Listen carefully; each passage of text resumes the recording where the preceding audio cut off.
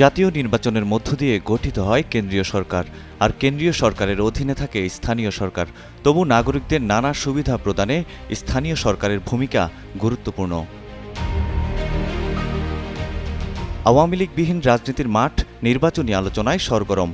BNP, Jamaat এবং জুলাই অভ্যুত্থানে নেতৃত্ব দেয়া ছাত্রদের নবগঠিত জাতীয় নাগরিক পার্টি এনসিপি এবং আরও কয়েকটি দল নির্বাচনের কথা বলছে। তবে আগে জাতীয় সংসদ না স্থানীয় সরকার নির্বাচন, এ নিয়ে দলগুলোর পাল্টাপাল্টি বক্তব্য রয়েছে। এর সঙ্গে যোগ হয়েছে এনসিপির সেকেন্ড রিপাবলিকের প্রস্তাব। সম্প্রতি রায়েরবাজার বৌদ্ধভূমিতে ২৪ শহীদদের কবরে শ্রদ্ধা নিবেদন শেষে এনসিপির মুখ্য সংগঠক সার্জিস আলম জানান, শেখ হাসিনার ফাঁসির আগে যাতে নির্বাচনের কথা কেউ না বলে। তবে জামায়াত ও এনসিপি সহ যেসব দল স্থানীয় সরকার নির্বাচন আগে চাচ্ছে, তাদের বিষয়ে কয়েকদিন ধরে প্রতিক্রিয়া জানাচ্ছেন বিএনপি নেতারা। বিএনপি স্থায়ী কমিটির সদস্য মির্জা আব্বাস জানান, নির্বাচন পিছিয়ে দেওয়ার জন্য কিছু লোক অজুহাত তৈরির পায়তারা করছে। এর মধ্যে রয়েছে দেশি বিদেশি চক্রান্ত। দেশ জুড়ে তোলপাড় ওয়ালটন ফ্রিজ কিনে আপনিও হয়ে যেতে পারেন মিলেনিয়ার। নির্বাচন প্রশ্নে জামায়াতের সঙ্গেও মিল নেই বিএনপির। জামায়াতের আমির শফিকুর রহমান গণমাধ্যমকে জানান, জনগণের সেবা নিশ্চিতে আগে স্থানীয় সরকার নির্বাচন হতে পারে, সংস্কার শেষেই জাতীয় নির্বাচন আয়োজন করতে হবে।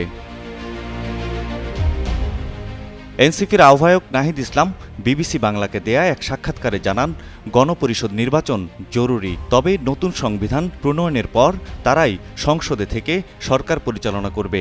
যেহেতু অনেকে দ্রুত নির্বাচন চায়, তাই এটাই খুব সহজ সমাধান।